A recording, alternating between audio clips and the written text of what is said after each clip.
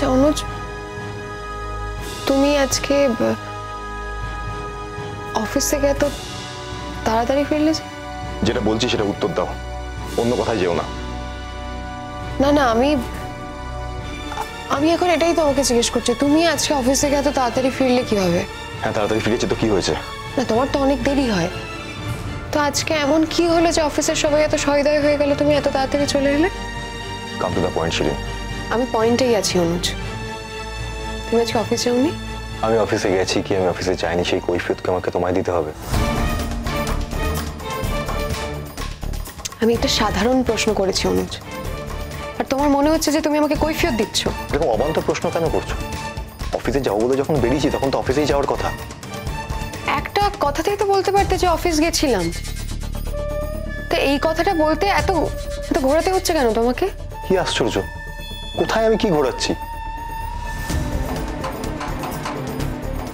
অনুজ তুমি কি অফিস গেছিলে? কোথায় যাবো তাছাড়া?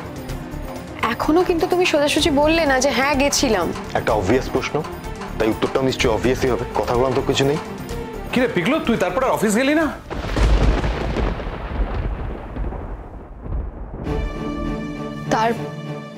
তারপরে অফিস গেল না মানে? কোথায় গেছিল টুটুলদা? ও শিরিন, তুমি আছো? কখন এলে? এই তো কিছুক্ষণ। কোথায় গেছিল? তুই কিছু বলিসনি?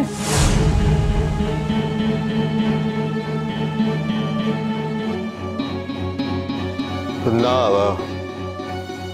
আমার আর তারপরে অফিস যাওয়া হয়নি, অনেক দেরি হয়ে গেছে। একটা রাউন্ড ছিল, রাউন্ডটা সেরে আমি চলে এসেছি। ও তাই ভাবলাম কি করে তাড়াতাড়ি চলে এলি। আমি ঘরের পাশ দিয়ে যাচ্ছিলাম, তোর গলা শুনে ভেতরে এলাম আর কি। তুই যে কাজটা করেছিস খুব ভালো কাজ করেছিস। আমি ইনফ্যাক্ট ভাবছিলাম যে আমি কাজটা করব। কি করেছে ও?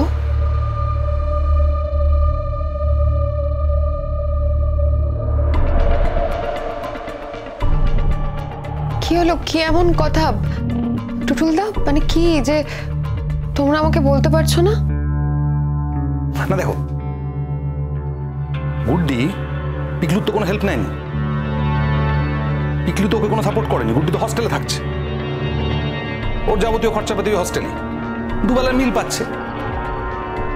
এর বাইরে যে খাবার দাবার সেগুলো তো বাবাকে ফান্ড করতে হতো, তাই না? সেইটা বেঁচে গেল। মানে ইনফ্যাক্ট ও যতটা আত্মসম্মানী মেয়ে, আমি জানি না বাবার ফান্ড করলে ও কি নিত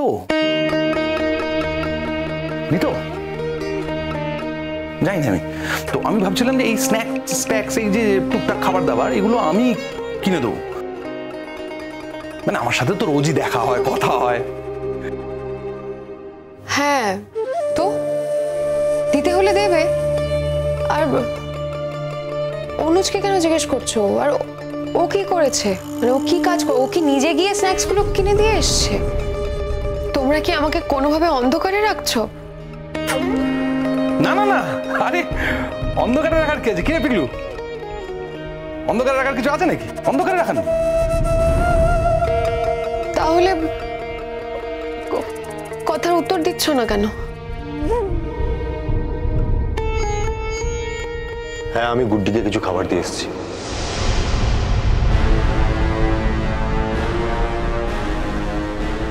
এই উত্তরটা দিতে তোমার এতক্ষণ সময় লাগলো? দেখো এটা খুব স্বাভাবিক, এটা খুব নর্মাল ব্যাপার। আমি তোমাকে ইজিলি বলতে পারতাম, তুমি যে কোনো কথায় আজকাল এত বেশি রিয়াক্ট করো, কি করে বলতাম আমি তোমাকে? হ্যাঁ আমি রিয়াক্ট করি কারণ তুমি আমার থেকে হাইড করো জিনিস, সেগুলো যখন পরে জান। তোমার গুড্ডির প্রতি যখন এত দরদ, তাহলে ওকে বাড়ি থেকে পাঠাতে গেলে কেন? ওকে তো এখানেই রাখতে পারতে, কোনো প্রয়োজন তো ছিল না। অনুজ কি উত্তর দাও আমাকে? তুমি বড্ড বেশি ওভার রিয়াক্ট করছো শিরিন। শিরিন কাম অন, মানুষের যখন সম্পর্ক থাকে তখন দায়িত্ব থাকে। হ্যাঁ তো সম্পর্কটা রয়েছে, তোর তো দায়িত্ব রয়েছে। আর ও তো গুড্ডির প্রতি কোনো দায়িত্ব পালন করেনি, গুড্ডিই করতে দেয়নি। এখন যদি ছোটখাটো একটু আধটু দায়িত্ব পালন করে গুড্ডিরও ভালো লাগবে, তাই না? আফটার অল মানুষ যখন, তখন তো কিছু রেসপন্সিবিলিটি থেকেই যায়, বোঝো?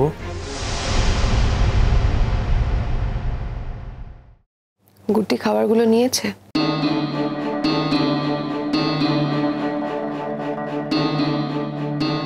হ্যাঁ নিয়েছি, অনেকবার রিকোয়েস্ট করবার পর। ও, তাহলে অনেক রিকোয়েস্ট করেছো বলো?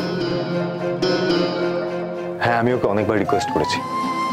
ও প্রথমে নিতে রাজি হয়নি, কিন্তু আমি চেয়েছিলাম ও খাবারগুলো নিক। একটা বাচ্চা মেয়ে, খিদে পাওয়ার বয়স ওর। আমি তো জানি ওর খিদে পাবে। দুবেলা খেয়ে থাকবে মেয়েটা, আর বাকি সময় কি করবে? খিদে পেলে টাকা আছে ওর কাছে, কিছু কিনতে পারবে, ও রোজগার করে ও। আর ও যেরকম মেয়ে, কারো কাছে হাতও তো পাতবে না। তাহলে কি করবে মেয়েটা? না খেয়ে থাকবে। তাই আমি চেয়েছিলাম ও খাবারগুলো নিক। আমি জানি এই খাবারগুলোর প্রয়োজন হবে, তাই আমি রিকোয়েস্ট করেছিলাম, আমি নিতে বাধ্য করি ওকে। ও, আর সেই জন্য তুমি ওকে রিকোয়েস্টও করেছো। এবার বুঝতে পারছি অনুজ, তোমার ওই বিয়ের জিনিসপত্র, জামা কাপড় এগুলো না কেনার আসল কারণটা কি। না, তুমি কিছুই বুঝতে পারোনি। তুমি সত্যি কিছু বুঝতে পারো। তুমি যেটা বুঝছো সেটা ভুল বুঝছো, যেটা বোঝা সেটা তুমি বুঝতে পারছো না। আমিও তো এক্সপেক্ট করেছিলাম শিরিন, জন্ম থেকে চেনো মেয়েটাকে, ও তোমাকে দিদি বলে ডাকে, তুমি ওকে বোন বলে ডাকো। আমি তো চেয়েছিলাম যে তুমি ওখানে যাবে, কি ওর জন্য তুমি খাবার দাবারের ব্যবস্থা করবে। অনুজ, যে ঘটনাটা ঘটেছে সেখানে আমাদের কারোর তো কোনো দায় ছিল না। আর আমাদের মনের দিক থেকে কিচ্ছু নেই। Are you sure? মানেটা তুমি ঠিকই বুঝেছো, শুধু উত্তরটা দিতে পারছো না। তুমি শিওর অনুজ যে মনের দিক থেকে কিচ্ছু নেই?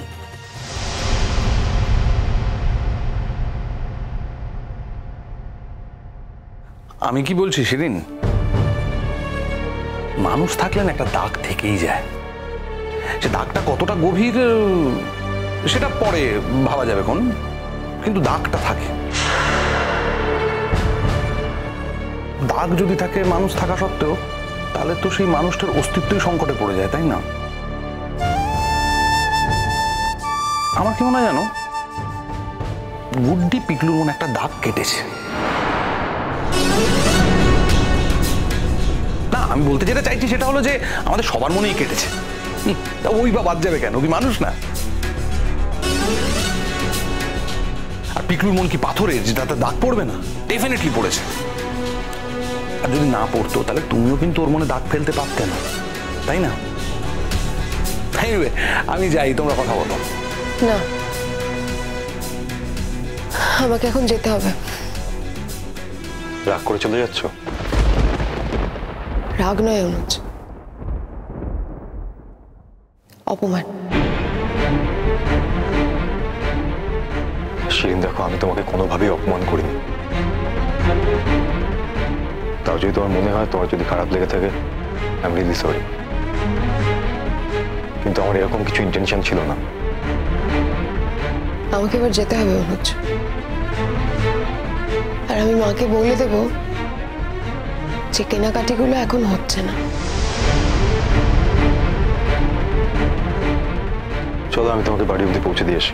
কোনো দরকার নেই অনুজ, আমি একাই যেতে পারি। আমি স্বাবলম্বী মানুষ, আর তাছাড়া আমার মাথায় না কোনো ছাতার প্রয়োজন নেই।